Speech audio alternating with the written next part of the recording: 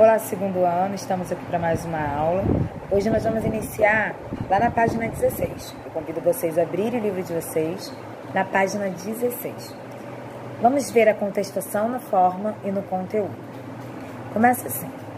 A pintura como forma de manifestação, espírito revolucionário, romântico, nasce na França, quase ao mesmo tempo que o neoclassicismo. A diferença do comportamento didático da pintura neoclássica, porém, os artistas românticos buscam a reação do espectador pelo tratamento distinto, dado as fontes de inspiração, extraídas da antiguidade, da história local. Na literatura, entre outros. Nesse momento, a linha não ordena mais o quadro que o momento,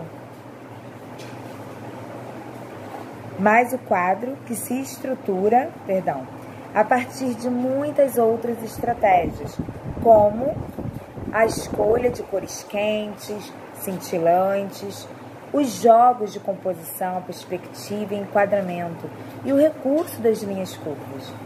O romantismo na pintura francesa e vários dos grandes exemplares estão relacionados à iconografia napoleônica, ou seja, a empreitada movida por Napoleão para enobrecer os seus feitos por meio da arte.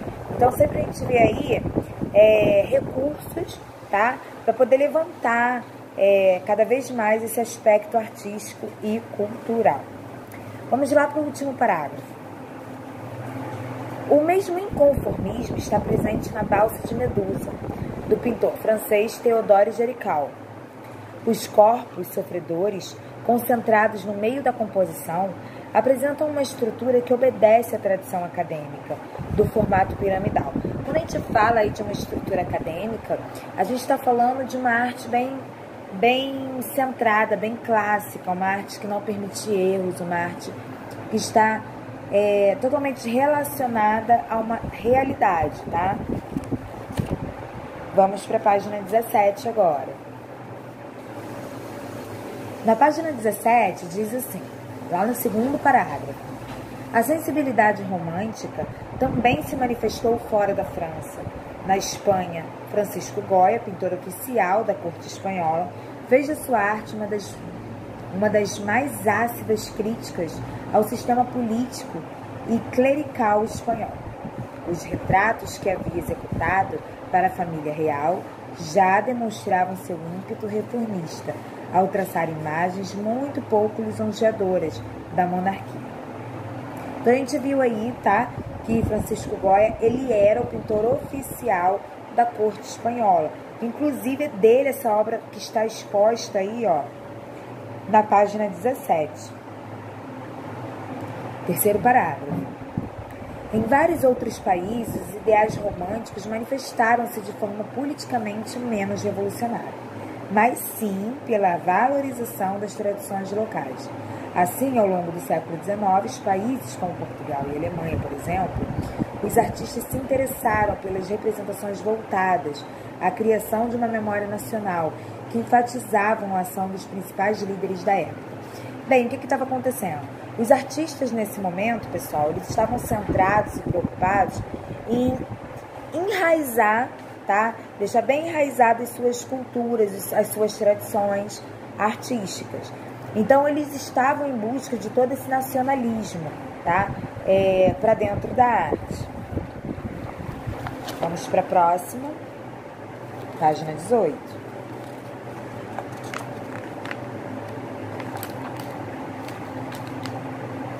Arte como evasão.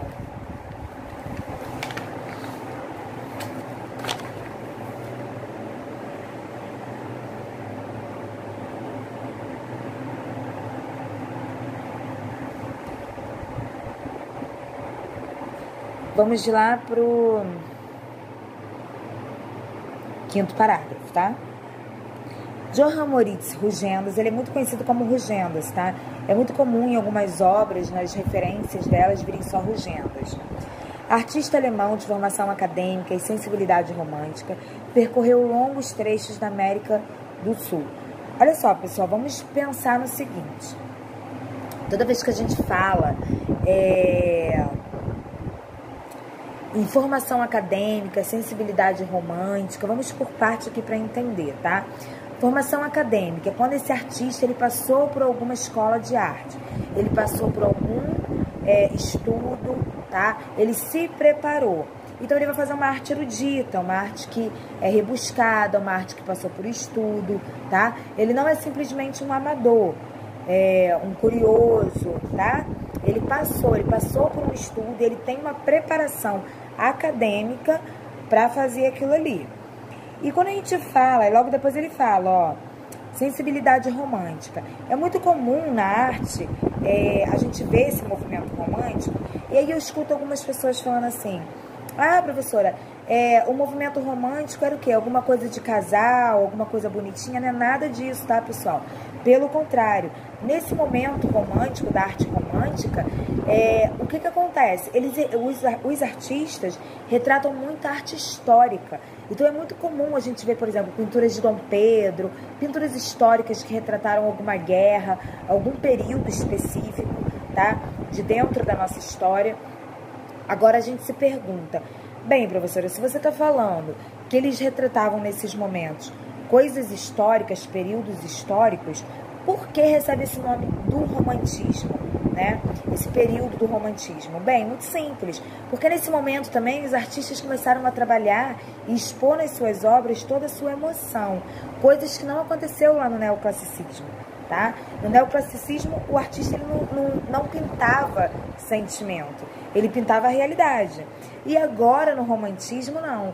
No romantismo ele pode pintar a figura histórica, só que depositando ali todo o sentimento, toda aquela, como é que eu vou dizer, é muito comum a gente ver melancolia, tristeza, tá? Em obras do romantismo. Então a gente vê, sim, muito sentimento exposto nas obras românticas.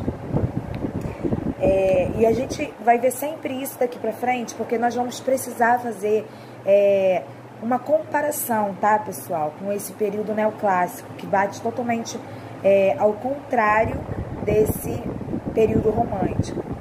Vamos continuar aqui no segundo parágrafo, logo depois do Rugendas. O clima do questionamento característico dessa fase aproximou campos de conhecimento como a arte e a ciência, entre elas a jovem ciência do homem, futura antropologia, dando forma às curiosidades, estatuetas e modelos de madeira ou cera. Aí a gente já vai ver outros materiais, tá? Que já começaram a ser exibidos nas suas obras de arte. Produzidos e expostos na segunda metade do século, expressões do persistente gosto romântico pelo exótico. A gente continua vendo todo esse sentimento, ó.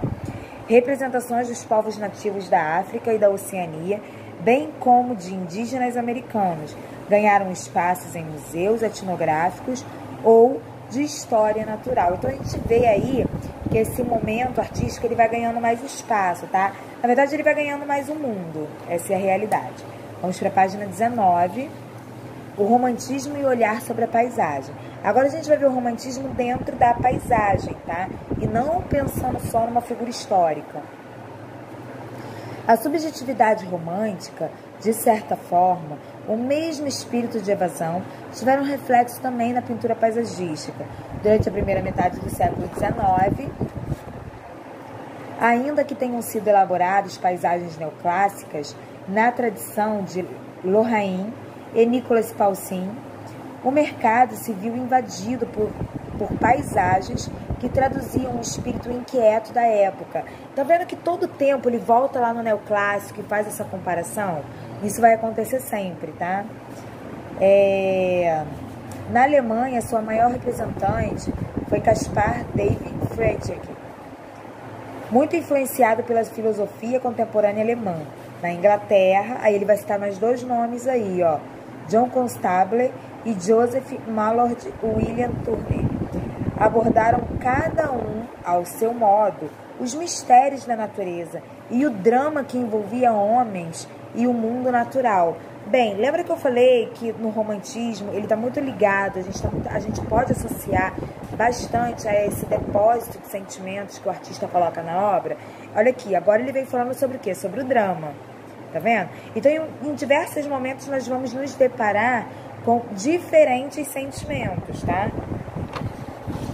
Lá no segundo, terceiro, quarto parágrafo, tá?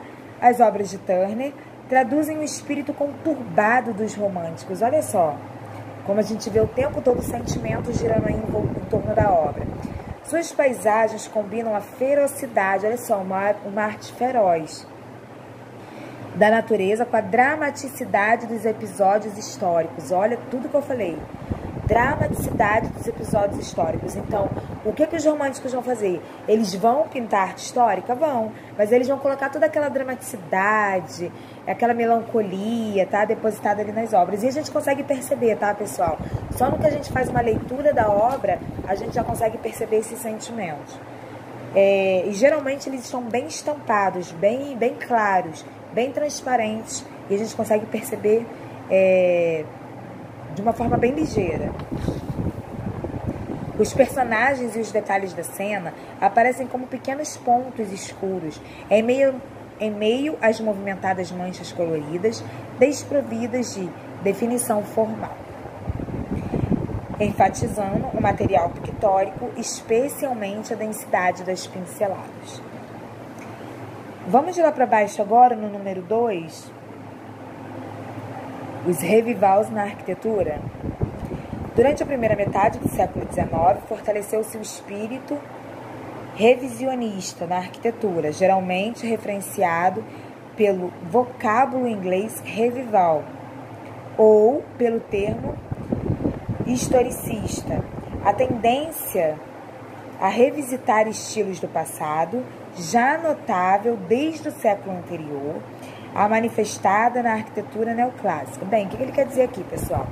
Que é muito comum nesse período aqui, nesse tempo, até o próprio nome já diz, né? Revivals, já nos lembra aqui, a reviver, tá? E o que a gente pode reviver na arte aqui dentro desse período? Normalmente, quando a gente busca lá no passado, antigas obras, antigos movimentos, tá?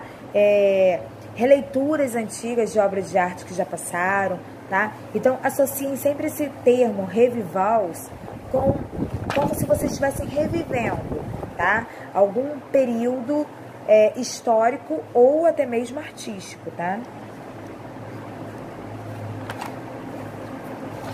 Vamos para a página 20.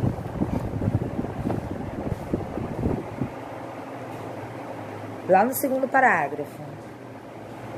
Antes, porém, que a arquitetura e o ferro de vidro caracterizassem a industrialização do século, os revivals orientavam alguns arquitetos e teóricos, em especial o neogótico, admirado por seus fundamentos estruturais. O gótico também era visto como um estilo essencialmente europeu e, por isso, combinava com o nacionalismo romântico. O neogótico caracteriza-se por formas escuras, escarpadas e irregulares, conferindo aos edifícios um aspecto predominantemente assimétrico. Aqui ele dá algumas características, tá, pessoal, desse neogótico. Nós vamos esperar aqui na página 20 e na próxima aula nós damos continuidade, tá, ok? Um beijo e tchau, tchau.